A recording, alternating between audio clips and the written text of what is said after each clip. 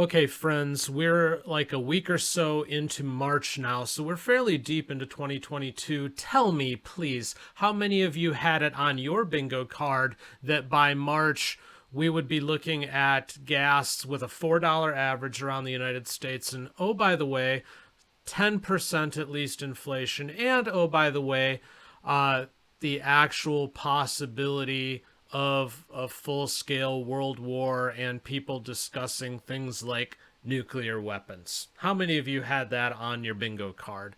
I kind of had the inflation one on my card, but, the whole like we might be just a few bad decisions away from a worldwide conflict, that's kind of a new one on me. I'm Dan. This is the Soule of Wisdom. I have producer-wife Beth with me off camera, but visiting us via voice. Hi. Hi. She has no idea what I'm going to talk about. This will not be a long video, but I'll give you an idea what we'll talk about. Plug your ears, Beth. Okay. Okay. There's a whole bunch of stuff going on. Some of it's conflicting in its information. Some of it's frightening. I've picked out 4 things. We're going to talk about those 4 things and then try to tie it all together into what kind of crazy thing it might mean. Okay? Okay. And Beth will chime in with whatever she has to say, whether it's you're out of your mind, Dan, or oh my God, you're scaring me, or I don't know. Something like that. Okay. If you're visually gifted watching on YouTube or Rumble, you can play along on your screen. This from Business Insider. Senator Marco Rubio says imposing no-fly zone over Ukraine means starting World War III. So if you haven't been paying attention, friends, there's a whole lot of talk out there about a no-fly zone over the Ukraine and how Ukraine wants NATO, at least, if not the U.S. as well, to put in some kind of no-fly zone to help them out. Now, there's a lot of calls for it, a lot of calls against it. I saw a poll earlier today that it was like 74% of Americans are actually in favor of this idea, but I don't know that we understand what the true cost of that might be. But Senator Marco here says a no-fly zone has become a catchphrase. I'm not sure a lot of people fully understand what that means. That's what I just said, Marco. Listen along next time. That means flying AWACS 24 hours a day. That means the willingness to shoot down and engage Russian airplanes in the sky. That means, frankly, you can't just put those planes up there unless they're willing to knock down the anti-aircraft systems that the Russians have deployed, and not just in Ukraine, but also in Russia and Belarus. So basically, no-fly zone, if people understand what it means World War III. It means starting World War III. It's not some rule you pass that everybody has to oblige by. It's the willingness to shoot down the aircrafts of the Russian Federation, which basically means the beginning of World War III. He is not wrong. He's not even remotely wrong. This whole thing is right on the edge of spiraling out of control because Putin appears to be out of his mind. He's getting older. If you look at the amount of time that he's been in power versus the averages, he's definitely in the downside of his reign, I think, and this might be one last hurrah. I don't know. He's talked about the idea of trying to get the band back together and put together at least part of what the Soviet Union used to be. So I think he's got a little bit of desperation. And this is a delicate thing. I mean, you don't want to let the guy get away with stuff, but in the same respect, I don't disagree with Marco Rubio here. If you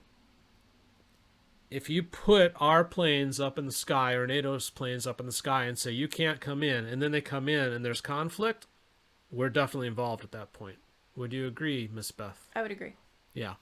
So what do you think of that idea? Does it make any sense to you at all to do a no-fly zone knowing what it will probably mean?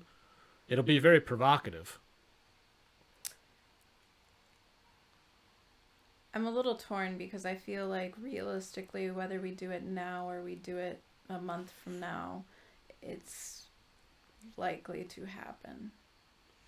Yeah. I feel like it's one of those steps that we're going to get to one way or another. Okay. Well, let me give you the one way this might happen then. Okay. Back to the screens, visually gifted.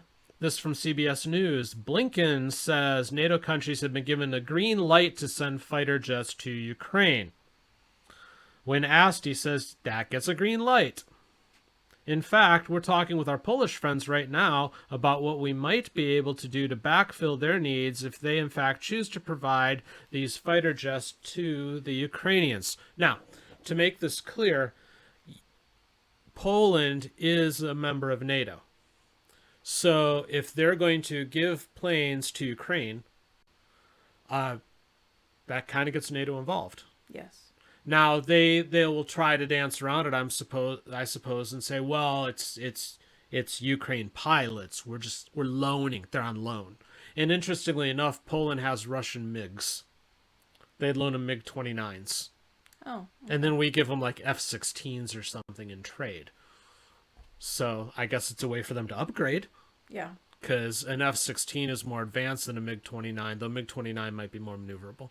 But we can have that argument on another video. But that alone may drag us into this. Because Poland's thinking about it, and we're like, yeah, we'll hook you up if you have to do that. Well, then we're involved. At that point, to your point, Beth, the whole no-fly zone thing, I think it becomes irrelevant at that point. We're in. Yeah.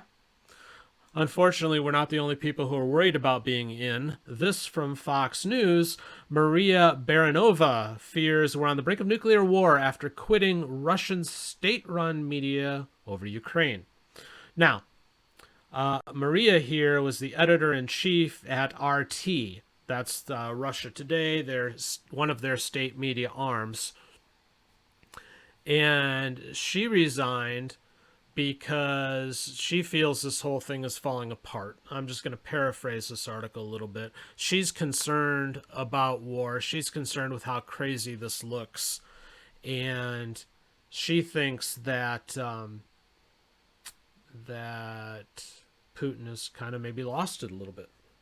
But this says, while many around the world are gravely concerned Putin would resort to nuclear weapons, Baranova is worried his behavior will make Russia the target of an attack.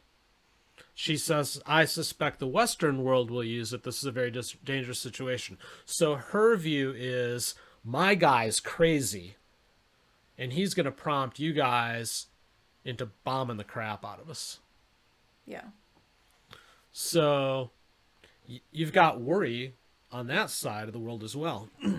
The difference is, at least for today, it might change tomorrow, but at least for today, she can get arrested for having that view over there. I can't get arrested here. That's true. Although that might change tomorrow. Never know. Or I might get put in YouTube jail too. That is also possible. That is very possible. But she cites something interesting here too. She explained that the last straw before quitting RT wasn't any sort of on-air propaganda, but rather an Instagram message from a colleague of hers who wrote, if you are now ashamed of being Russian, don't worry, you are not Russian. So she was working with a guy who's got this hardline view of, if you don't support the regime, you're not a real Russian. Doesn't that kind of mirror some of the things we've heard here? Yeah. Quite honestly, from both sides, if you don't support Trump when he was in office, then you're not American. But now, if you're not behind Biden, you're a Nazi. Yeah. I mean, oh, and by the way, she acknowledged too in this piece that the propaganda over there, especially early on, that this whole invasion of Ukraine was to take care of the fascists in Ukraine. So it was like a good thing. She said that was everywhere. Yeah. So let's recap so far. We've got people calling for a no-fly zone, and Rubio, amongst others, going, you need to think about this. But the calls are getting bigger and bigger. You've got Blinken saying, yeah, we'll backfill with some planes if Poland or anybody else wants to go ahead and loan them to Ukraine, thus dragging us in just through the back door. And then you have this Russian media lady who's like, yeah, my dude's nuts, and I'm worried that you guys are going to have to do bad things because of it. Does any of this sound good? No. Was any of this on your bingo card, Beth? No. No. But we already have sanctions. We already have all sorts of increased inflation prices and everything because of oil, natural gas. And there's already so many American companies that are putting the nix on doing business over there because of all this conflict. So even though you can say we're not involved, we're already involved. Oh, yeah. No. We're very much involved. We are. We are very much involved, and we're all paying the price for it. Yeah. But here's why I know we're involved. Last point, okay? Bethy, you were younger than I were at the time, but do you remember any of the Cold War with Russia? You were definitely younger. I remember a lot of it. I remember bits and pieces, and I remember having really outdated textbooks that still had like things marked inappropriately, not inappropriate, but like not properly for the time. Oh, But, you know, public like school. maps that were wrong and stuff like that. Gotcha. Okay. For a minute I thought you were referencing maybe like inappropriate drawings or something somebody put in them. Sorry. No, that happened in public schools too. But... Yes, it did. All right. Do you remember what the red phone was? No. Okay.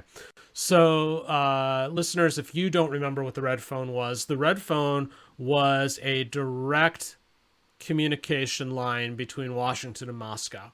And it wasn't really a red phone, and it's not now, but that's what they called it. And the idea was it was like a last line of defense if something went horribly wrong. Like, let's say there was, like the no-fly zone, like Russia shot down one of our planes.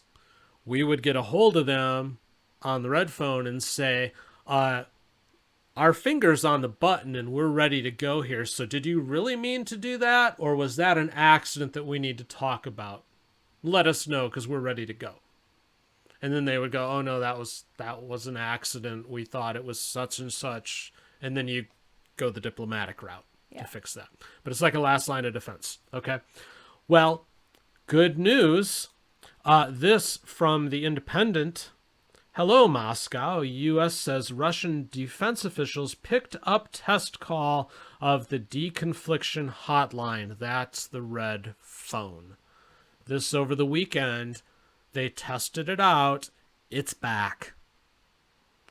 Now, you tell me, Beth, but if everything was hunky-dory, if everything was peachy keen, if we weren't worried about this thing escalating and escalating quickly, do you think they'd be testing the red line? No. No.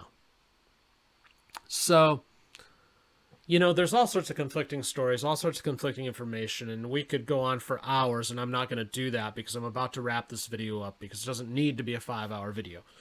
But you have, again, the battle over a no-fly zone, the willingness to put planes in the area, Russia, a lady from Russia's media going, yeah, this doesn't look good, even on our side, and we're testing the red line. I don't know at this point if there's any way around this thing escalating to something beyond just a Ukrainian conflict. I agree. I really don't. And again, wasn't on my bingo card, probably wasn't on yours either, but I think we need to be real about this at this point, and I think that's the message of this video. You need to understand that, I tell people all the time that the average person is only a couple of steps away from breaking and having a really bad day. It just takes a couple of things to go wrong. All right. Right now, the world is at that point. Okay. It's just a couple of missteps, a couple of bad mistakes away from everything falling apart. And to support that, around the world now, we have energy prices that are out of control. We have inflation, not just in the United States, but everywhere.